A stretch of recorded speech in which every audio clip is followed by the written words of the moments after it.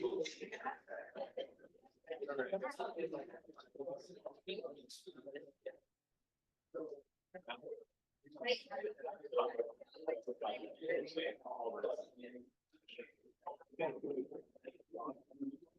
right, already?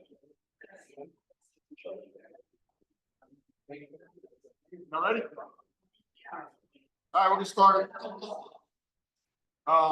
If y'all haven't met me before, I see a lot of new faces. That's great. My name is Mike Simmons. I'm the president for the Houston Beekeepers Association. Over there, we got Christy. She's our secretary. Say hi. And then Rebecca standing there is our treasurer. Which, speaking of treasurer, the year started over, so dues are again for this year. So if you want to pay your dues, you can pay it online with PayPal, or you can write her a check, or however you want to. Cash, you take cash.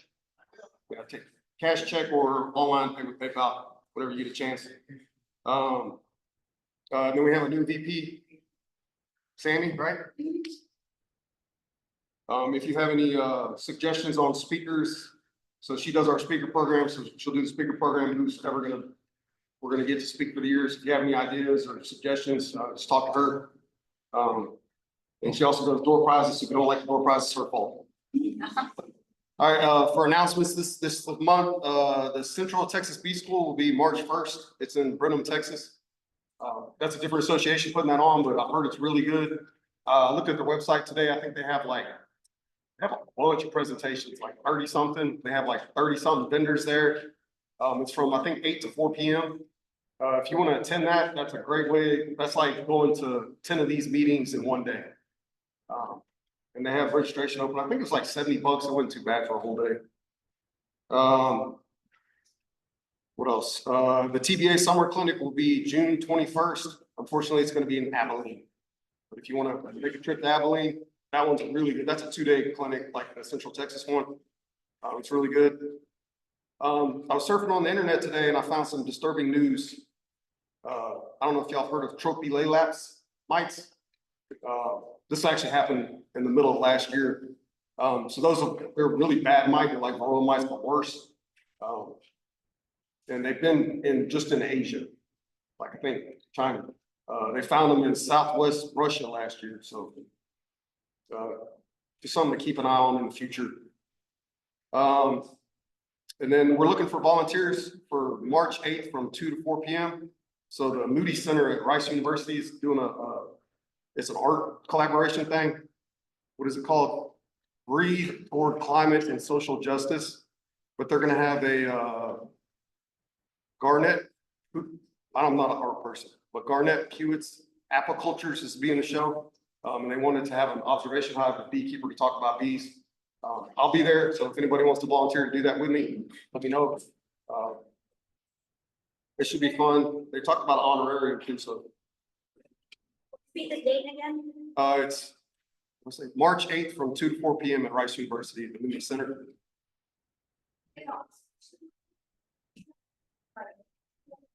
Yeah, well, it's just going to be talking to the public as they come up and ask questions about bees and answer them. So you really don't need to be a super experienced beekeeper. If you know the basics, you're a first-year beekeeper, you've kept bees before, you'll be fine if you're interested. Just give me after the meeting, and then I'll get your email address and contact info, and we'll go from there. And then our next meeting will be February 18th. I'm missing one thing. We don't have to speak for that one yet, do we? Good.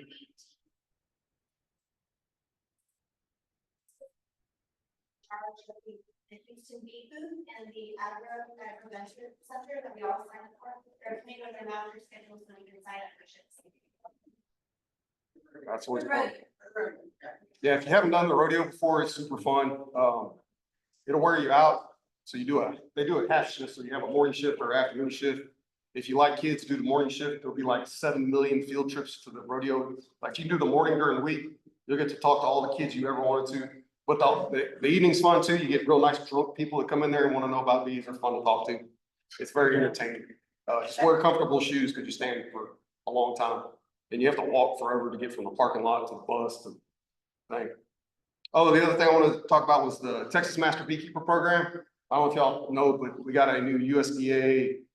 What's his title? You know? He's a new special. He's the anyway, specialist. Yeah, Texas has a bee specialist now with the USDA program. So he kind of took over the master beekeeper program. So he's been making a lot of changes in it. So if you've looked into it in the past, it had a lot of problems, we should say that way nicely. He's getting a lot of those resolved. So they have a new tracking app now. So you can actually, used to have to put it together like a binder and then bring it to the test if you want to do advanced or the master. And then they would evaluate it there. And if you didn't need it, then you paid for a test for nothing. It was just a pain. So now they have an online tracking program, so you can upload all your stuff, like your public speaking credits, all that kind of stuff. Oh, that's another thing. So if you're interested in that, you come out to the Moody thing, I will sign your piece of paper to get you public speaking credits for that. Huh? Yeah, you get your one for the rodeo too if you volunteer for that. If you want to do you don't need it for apprentice. Apprentice is just to go take a test. But after that, they have the advanced and master. So if you want to do those levels, you need, I think they're called PSCs or something like that. I did the apprentice a long time ago and then I never got around to doing the advanced, but I signed up for the tracking program now because now that it's a better program, I'm planning on advancing. And they also have a 10-week course. I think it might be too late to sign up for the one that's fixing to start like next week or something, but you can look on their website. So if you're looking to do the advanced or master program, they have a 10-week course. You pay it, it's like $75. It's all online by Zoom. I think it's like 2 hours every week for 10 weeks. And they'll teach you everything you need to know for the test. The $70 or $75 fee, but that includes the registration for the test. So if you pay it, you already paid for the test is like $40 by itself. So it's really not a bad deal. The course is almost free. So if you're interested in that, that's pretty cool. You should check that out. And then if you have suggestions, the guy, Garrett Slater is his name, he's super receptive to beekeepers. So you can just send him an email if you have suggestions. He'll take those into advisement. Sammy, you want to introduce our speaker? Go ahead. For the Texas Master Beekeeper Program, I don't actually know it. If you just Google Texas Master Beekeeper, it's gonna come right. It'll be the first result. You know you're gonna have to publicly speak. That's part of the job. Hey, hi, everybody. I'm Sammy. If you haven't met me already, please meet me. I'm awesome. So for today, we invited Nicole Berger. She is founder and manager owner of B2B Honey.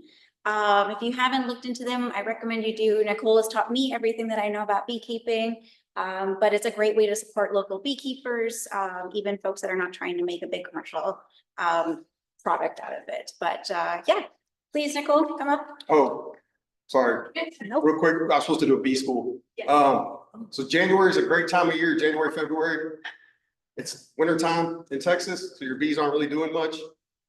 This is the time of year you really want to have all your equipment ready. You really need to have it all finished and put together and assembled and painted before the end of February.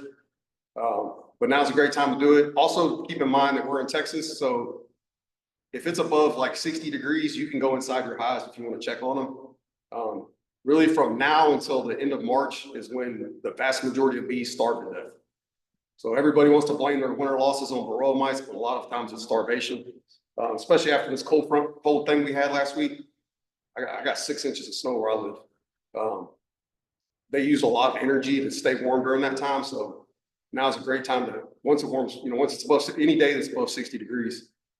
Even if it's below 60 degrees, you can always go by and pick the hive up. If it's crazy light, you can always throw a sugar block in there. You can buy those or make your own. There's recipes online. It's not that hard to do. Or if you're like me and you're super lazy, you can just dump sugar, put a piece of newspaper, dump some sugar and spray some water on it. It's called the mountain camp method. You can Google that, it works. I've done it before. But yeah, from now until the end of March, just keep an eye on your bees, make sure they don't starve. Oh. Make sure you sign in. If you haven't signed in, make sure you have to do that. And in November, somebody left spoons. And if you want your spoons back, that's right. Right. Hi, I'm Nicole. Sammy, I don't know exactly how much time I have, but if you need me to wrap it up, just signal, because I can talk about myself for a long time if I need to. So yes, my name is Nicole. I am the founder of B2B Honey Collective. We're an educational collective that teaches backyard beekeepers how to beekeep. And I'm going to, I've been very reflective as of late, of the new year. I've been beekeeping for over 10 years and kind of looking back at my journey, and I thought it would be apropos to do like a story time kind of presentation. I typically do educational programming, so this is quite different for me, but we're gonna tell a story today. Everyone has a reason, a catalyst of why they started becoming fascinated with honeybees, beekeeping. And mine happened in the early aughts. I was living in Atlanta and I saw a program by Dr. Keith Delaplane from University of Georgia. He did an 8-part series of life in the year of an apiary. And it showed on public broadcasting. And I watched the whole thing. I loved it. And I quickly became obsessed with beekeeping. Didn't do anything about it, just obsessive. And I would tell everybody, like, one day I'm gonna have bees. That's what started my whole thing. So fast forward to 2010, I was living in Corpus Christi. And I met with my financial planner who asked me what I wanted to do with my life. And I was like, I can't tell you. And he said, no, really, tell me. And I said, I want to work with cheese and bees. And he's like, haven't heard that one before. He's like, how does one go about working with cheese and bees? And I said, I don't know, I'm an internet marketer, maybe I can start blogging. He gave me $20 and he said, start a website.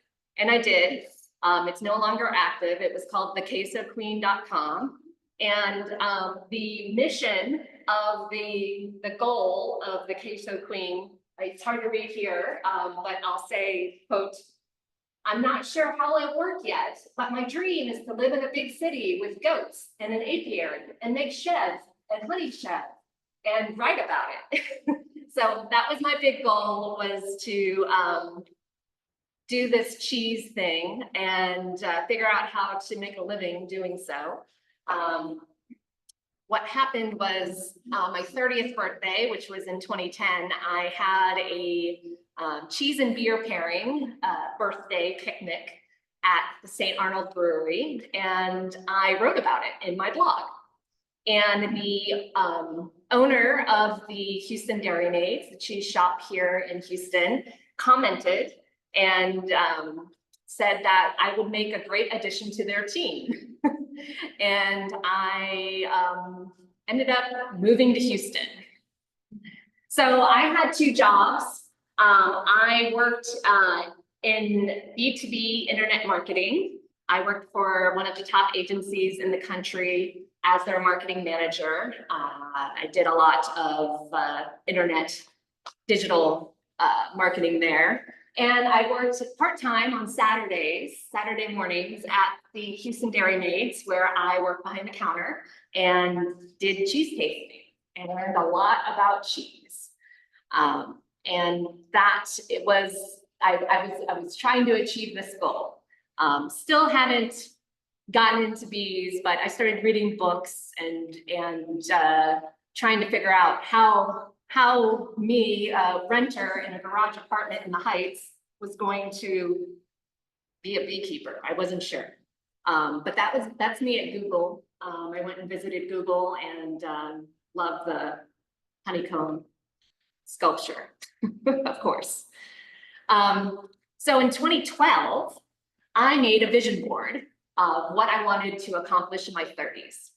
And it's hard to read here, but on that vision board, you can see I wanted to adopt a black pug. I wanted to have a beehive in my backyard.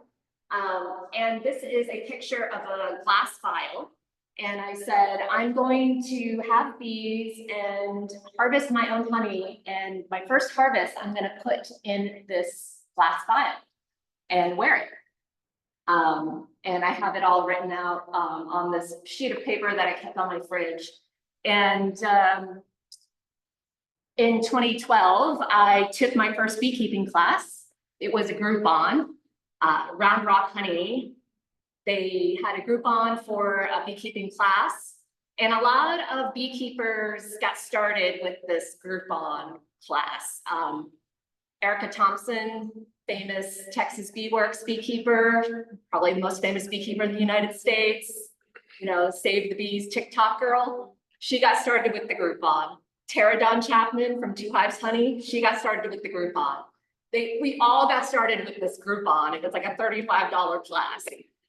So I took it. Fun fact, I bought my first pair of cowboy boots for the class because they said I needed shoes that covered my ankles. So I got a hole punch in my Texas card and got my cowboy boots just for beekeeping. I wear them now, not for beekeeping, but for like, you know, fancy cowboy stuff. So that was my vision board. I met this guy, his name's Brendan, and he took me on a birthday scavenger hunt for my 33rd birthday. This is 2013. And we went and visited the Bel Air Honey Company in Bel Air, and we did an apiary tour. That was part of this scavenger hunt, and it was really special. And I thought it was very sweet of him to do so. But when we got back to our apartment, he had an unassembled beehive. And he said, Nicole, you've been talking about this forever. It's time to get started with bees. And I said, okay, how am I going to do that? And it's just like, set it up in the backyard. You know, we're renters, but let's figure it out. So this is my first bee yard setup that I had, you know, in my apartment that I currently still have in Montrose. And I got started in 2014 beekeeping. I started pretty late. I started in May. My brother got married that year, and I was in the wedding and had to wait till after that wedding. But it was a very exciting time. This is my first setup here. You can see I got a package of bees. That was called a bee bus. It was brand new at the time. And I did things like paint the inner cover and paint the inside of the hive because I really didn't know any better. Made a lot of beginning mistakes, but I loved my beekeeping hobby, and you know, I learned a lot my first year. Fast forward to 2014, I started dreaming about starting my own business, beekeeping. I thought I had learned a lot and I wanted to share. So it was going to be called B2B Distributing. And I just kind of did like this brain dump of all the things I could do with this company. I really based it on the Houston Dairy Maids, their cheese distribution, where they go to farms, pick up cheese, and then, you know, distribute it to Houstonians. I thought, oh, the bee club, I can start getting honey from beekeepers and distributing it, and trying to figure out how to do that. And I would go to the bee club, this bee club, and I would ask everyone, what are you doing with all this honey? And they'd be like, oh, we're just giving it away, gifts. And I'm like, I want to buy it. Like, I want to do this. And they thought I was crazy. But, you know, I had this idea kind of festering in my head. And I was quickly becoming resentful of my job, where I was not outside beekeeping all day. So this is my, right after my first year of beekeeping. This is the summer of 2015. I have double deeps. I have a super on my hive. And my landlady, she asked why we had a beehive in the backyard. And we live in a duplex, and they were renting out the bottom floor. And she said, you have to move that. I said, oh, I don't know how to move the beehive. So I went to Southland Hardware and bought the hardware cloth. And that's me, and in the hardware store buying the hardware cloth. I was like, oh, I found it. You can see my credit card in the picture. But I found it and I was, gonna move that beehive that night. Well, it didn't turn out very well. What I thought I had to do was put the hardware cloth like on the inside of the hive, like take out the frames, put the hardware cloth in. I didn't know what I was doing, and it didn't turn out well. Yeah, that was a picture I sent to my boss the next morning saying, I'm not coming in today. And she said, okay, please don't come in like that. Please get rid of your bees. But alas, I went and I posted on the Facebook group that I needed help. And this nice man named Dwayne came and helped me move my bees that night. It all worked out. I moved my bees to the Houston Makerspace, which was a small business incubator that had a farm. And my bees, it was in the second ward. My bees were there. I just had my single beehive still, and it's just getting started. That summer, I went to Newport, Rhode Island. I was going to a cheese conference in Providence, and I decided to spend some time in Newport, and I took, they have a famous cliff walk. So I took this hike around Newport on the cliff walk, and I was listening to The Alchemist, and I was really getting in touch with my feelings. And I decided that I was going to pursue this beekeeping thing after all, and I was going to start a business. And it was a very, very pivotal moment in this idea, this obsession I was having, the idea of the business. While I was in the Northeast, I went to Boston and I visited the Best Bees Company.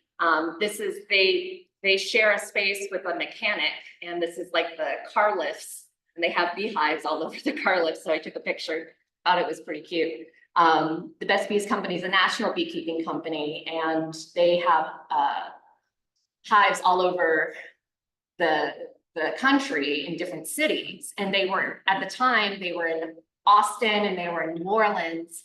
They weren't in Houston. And I went there and I was like, why aren't you in Houston? Like, we're a bigger city than those other cities. And the owner, Noah, he said, Nicole, I think you want to be in Houston and you seem very passionate about this. And I think you should start this in Houston. I said, I think I will. And I asked him a lot of questions about how to get started and insurance and all of that. And he was very helpful, and we talk all the time still. So I started on my website. That was my first step. And it was very rudimentary version of what my website is currently. But that was like August 2015. By September 2015, I quit my job, my full-time B2B marketing job. My boyfriend, Brendan, he gave me a permission slip because I felt like I needed someone to say that I could go ahead and move forward.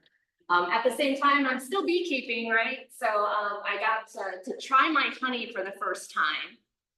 So that's a picture of me just taking a little dab off the honey frame and experiencing my own honey. Best honey I've ever harvested. Yeah, you can't fall in love with a harvest because it'll just break your heart because you'll never taste it again. But yes, I went ahead and quit my job, and it was extremely scary. I didn't know how I was going to make money. I told them that I could continue working through until Thanksgiving. So I gave them a long time to help train someone else. But yeah, I didn't know how. I didn't have money to start a business.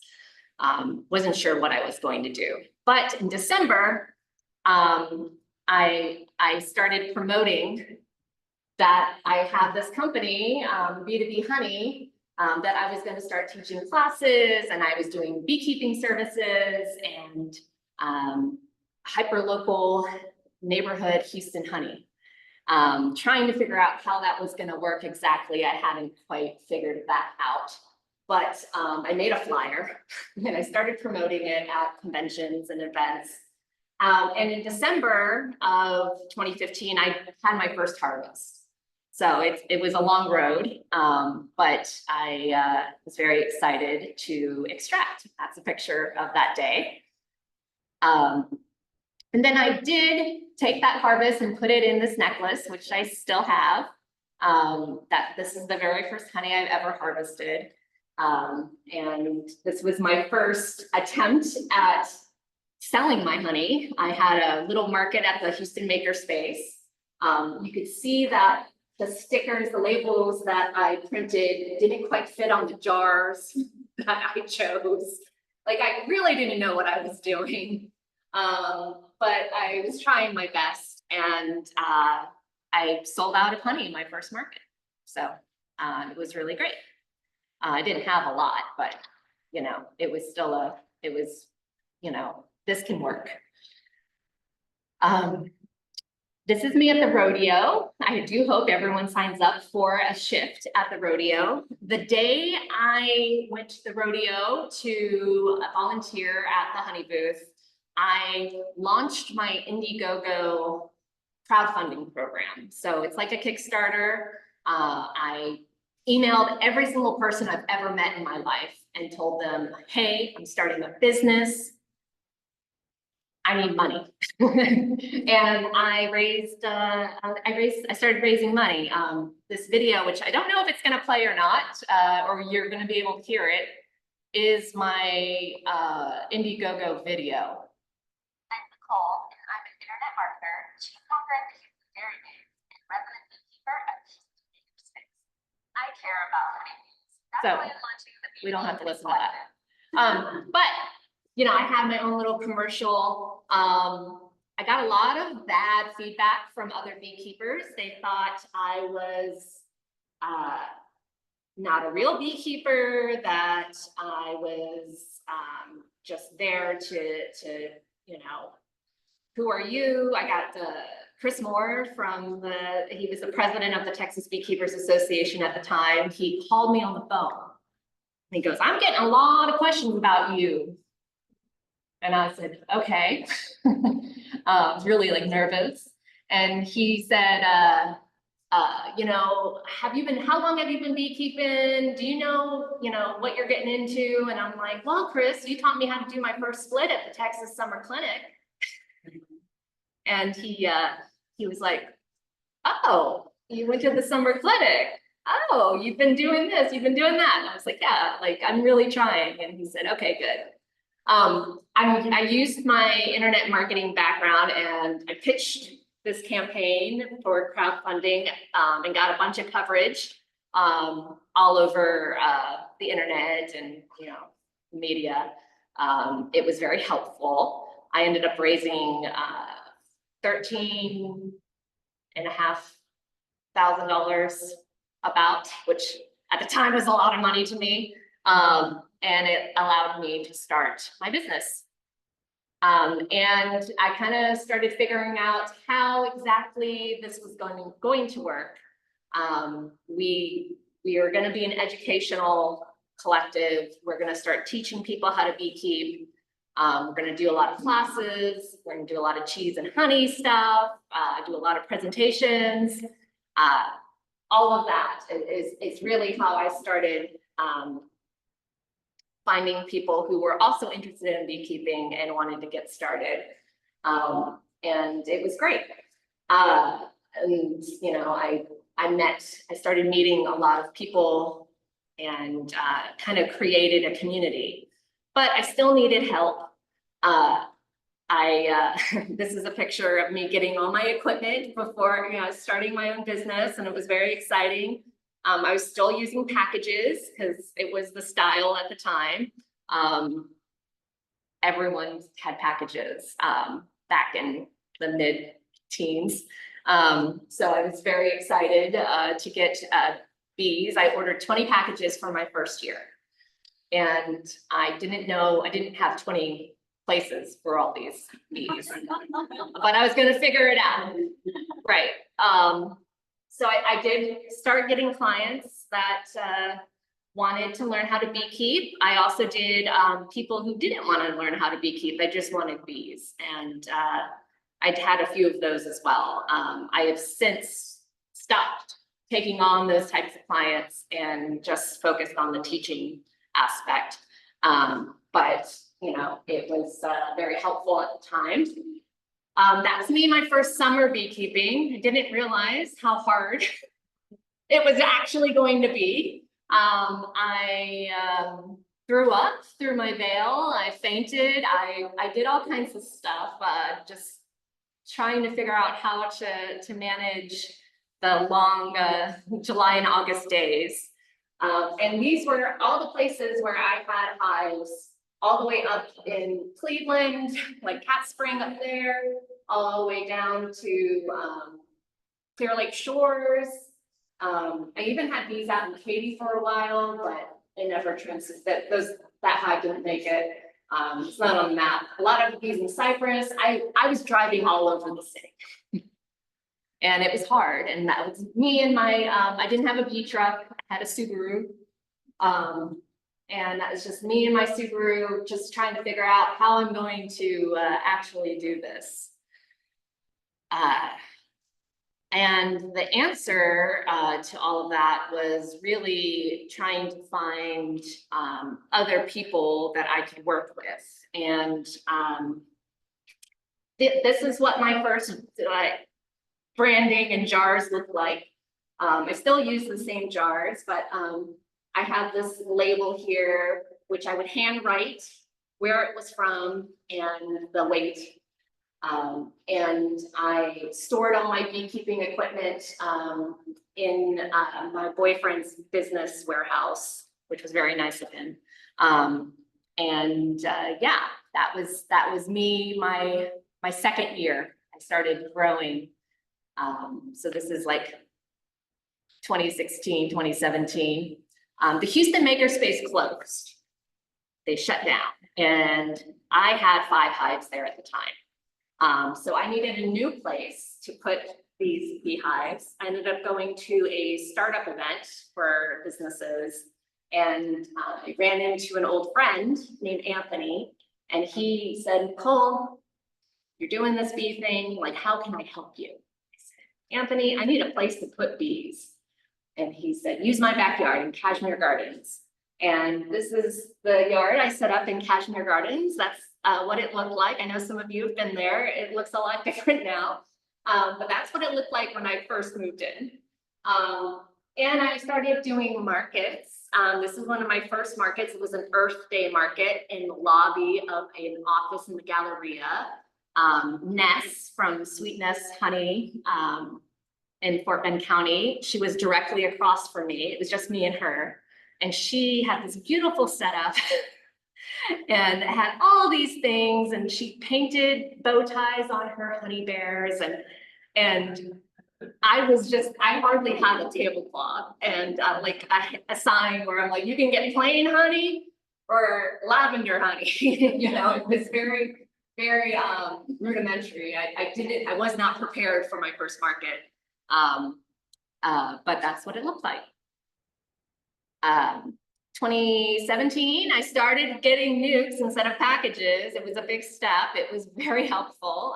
If you haven't started beekeeping and you don't know what to do, you should buy a nuke, 2 nukes at least first. So I started doing that. I borrowed my boyfriend's truck to transport those nukes. And I also was on national television. I was still pitching myself. I was still doing all of that. So I pitched myself to a PBS show called Startup. And they came and filmed me, and I was on national television. Texas, Nicole Burgers, founder of B2B Honey Collective. More is next on Startup. So it was very exciting. I was getting a lot of exposure. 2017 was also the year of Harvey. It wasn't all rainbows and sunshine, it was a hurricane. And this is a flooded, like, new beehive setup I had put at a yoga studio in Cyprus. And that's what flooded bees look like. And then after the hurricane, there was the aerial spraying. So all of us beekeepers ran around town putting bed sheets over all of our hives with very little notice, and it was very hectic time. But I had friends. I met Shelly Rice. She is who I call the godmother of Houston beekeeping. She had been beekeeping for much longer than I have, and she had a lot of knowledge, and she was very well known in the community. And she invited me to come and sell honey at some of her speaking engagements. And it was very helpful and got me a foot in the door in a lot of places. She invited me to the Houston Plant and Bulb Mart, where she was a speaker with her company, All Things Bees, and that's us there on the left. And then she also invited me to the Butcher Ball, this event that Urban Harvest puts on. And her and Missy and I had a really fun day selling honey and eating barbecue. It was one of the best days I think I ever had selling honey. It was a really special day. But I was, finding that, I needed more of a community to be successful, and making friends and leaning on other people was a big lesson that I needed to learn, because I was just kind of doing it myself and it was really hard. So community is really everything. This picture is of me raising money for the Houston Beekeepers Association. After Harvey, we had a fundraiser, and Tara from Two Hives Honey invited me to the Austin Honey Fest. And so I had a booth there selling Houston honey to raise money for Houston beekeepers. And she was, or is still very a dear friend of mine. And we like to lean on each other a lot, figuring out what to do next with our businesses. Also, I got involved with the Herb Society of America's local chapter, and I did a bunch of herbal infusions. Started working with herbs and honey and really loved it, and found a great community there as well. This is Shelly and I at the big Urban Harvest plant sale, plant and tree sale that they do in February, where they sell the citrus trees. And so she invited me out there, and I was selling my beekeeping services. And then I started being in stores. I was in the Houston Dairy Maids, of course, but this is me at Craftsman Bakery in the Heights, RIP. But it was really cool to start seeing my honey on shelves. And I started getting my own labels. Here you can see there's like a spicy honey, a lavender honey, and a cinnamon honey. And it has like color-coded labels, which was a big step. And 2018, I started working more with Urban Harvest. This is their Earth Day Festival. And you can see like my booth started really taking shape. Still getting nukes.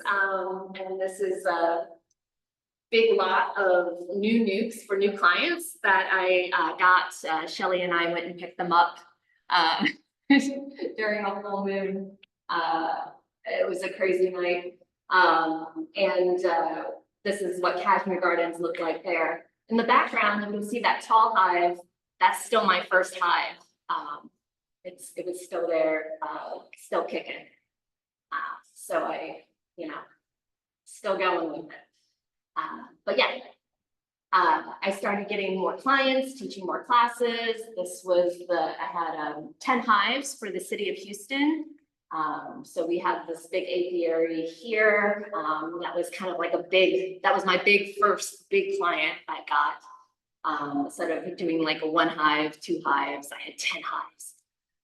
And this was, picture of one of my classes at Nicholson Dairy Maids. They had a hive there. And, I've had so many classes. I know I have taught, over 1,000 people beekeeping. It's been pretty crazy. But yeah, things were going pretty well. In 2019, I got my booth at the Urban Harvest Farmers Market, which changed and transformed my business because I got revenue every week. And it was great. I think Shelly actually took that picture of me. She came and visited me, and I also got staff. This is Lindsay and Claire. They were my some of my first staff members. Claire is actually still with me. She does invoicing for me. Yeah, so I got staff and I was growing, and the farmers market allowed me to get my own space, which I didn't really have before. My own space, I got my own extractor, which I bought from Tara at 2 Hives Honey. And I also started expanding my product line and making elderberry syrup, which proved to be very helpful in 2020, because it's antiviral and it was something that everybody wanted to buy. In 2020, I also did something very special. I made all my own nukes to sell. This is a picture of me making my own nukes. I did a thermal treatment. It's like a heat treatment for varroa mites on each one of my nukes before I sold them. And this is me like wearing a mask, delivering nukes to Spring Branch. Beekeeping in a mask was not fun. But 2020 was a really great year for beekeeping. Not only was the weather pretty fantastic, there were a lot of new people really interested in backyard beekeeping. And my business started taking off even more. This is me at the market on my 40th birthday, which happened to be a Saturday. So I was at the market wearing a mask. And you know, I have all these signs like "Don't touch my products," and you know, this is me honey harvesting in my space that I currently still have. It ends up being the bottom level of my duplex. So I live upstairs, and that bottom level that I had to move my beehives for ended up becoming mine over time. So it's a pretty great setup, but you know, things kept evolving. In 2021, I rebranded. So I have new labels, new branding. I also got my own farmer's market vehicle. So I didn't have to use my bee truck to take everything out every week and pack it full of honey and then put all my beekeeping supplies back in. And it's the cutest thing ever. Her name's Little Deb. She's really fun to drive. You can ask Sammy or Rebecca. They both drive her on the regular. But yeah, so 2021 was a great year for the business. I had really good clientele. This is former Mayor Elise Parker. She has bees on her balcony. And this is Andrew Thomas and his wife Shannon Walker. They're both astronauts in Seabrook, and they became beekeepers too. So it was kind of cool that I kind of had fancy clientele. Yeah, Anise is completely fearless. They had cameras there that day because she was going to film this interview, and I was there. You know, we were doing a beekeeping session, and she went right up to the hive without wearing anything. And I'm like, you're gonna have to be on camera. Like, if you get stung in the face, this isn't gonna work out very well. She was not scared. 2022, I, you know, got my nukes again. I started servicing, I ended up shrinking my radius of which I worked. No more Cleveland, no more Seabrook. Everything was inside the Beltway. So a lot less driving for me, but I had a lot of clients. I was servicing in 2022, I was servicing over 37 locations. And then doing consultations also on the side. So it was a lot. And it was really a hot year. We had a very bad heat wave that year. And it was becoming very difficult to work.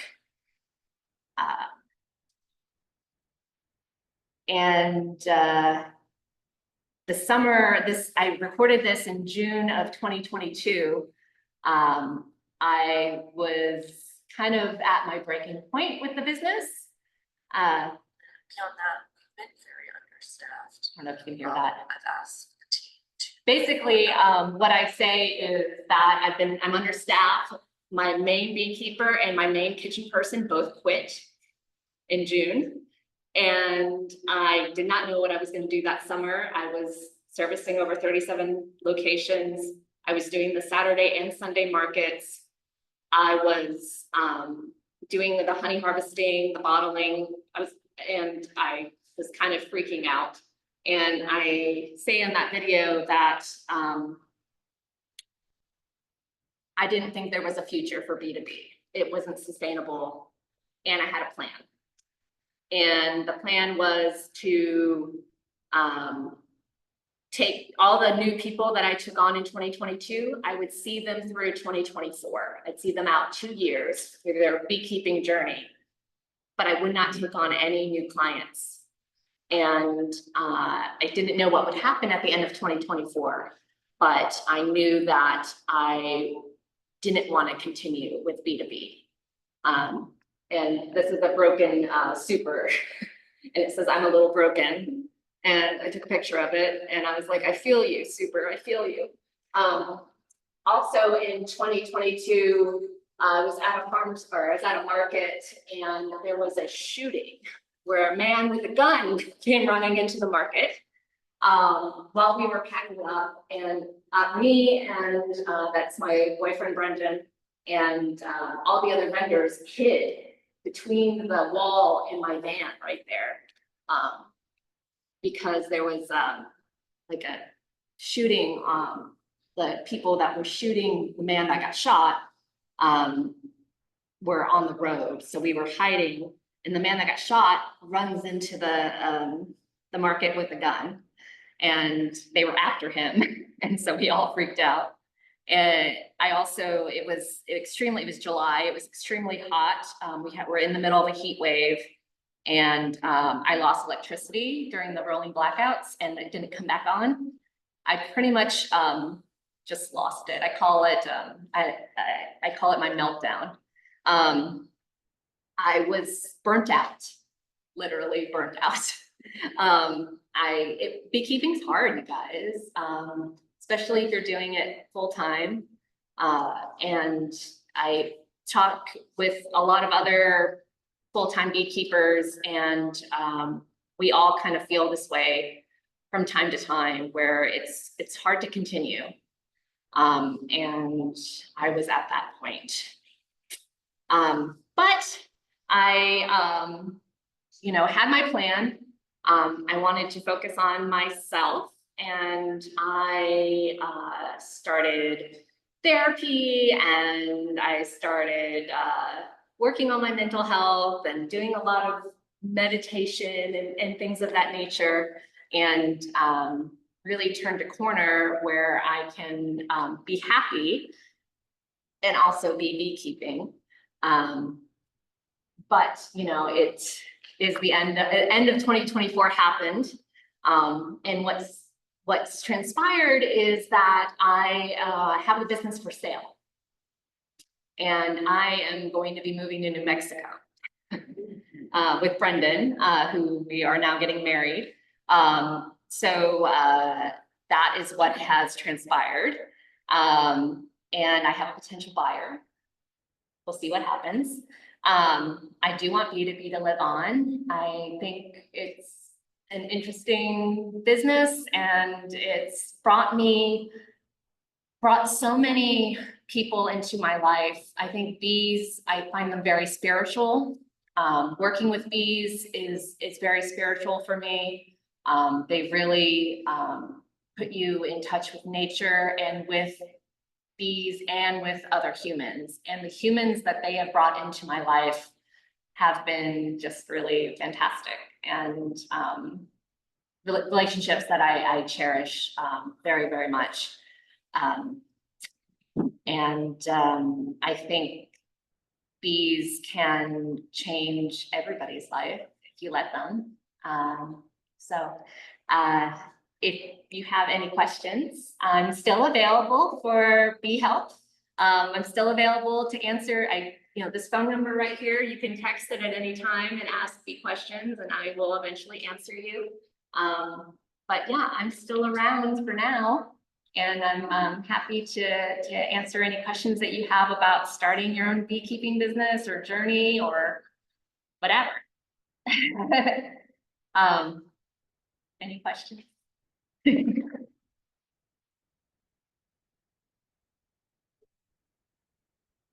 feel like we're talking about yourself that long, I'm just gonna say.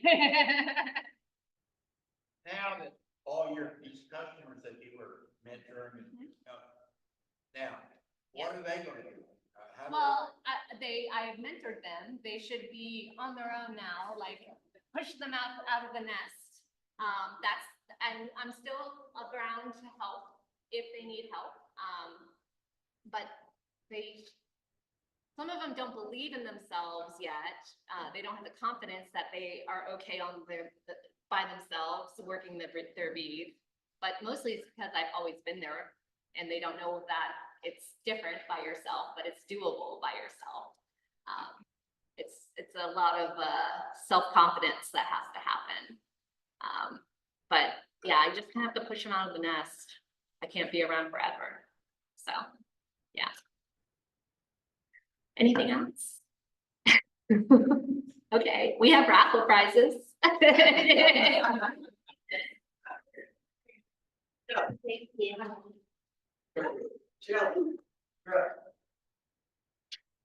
Shelly Rice, everybody.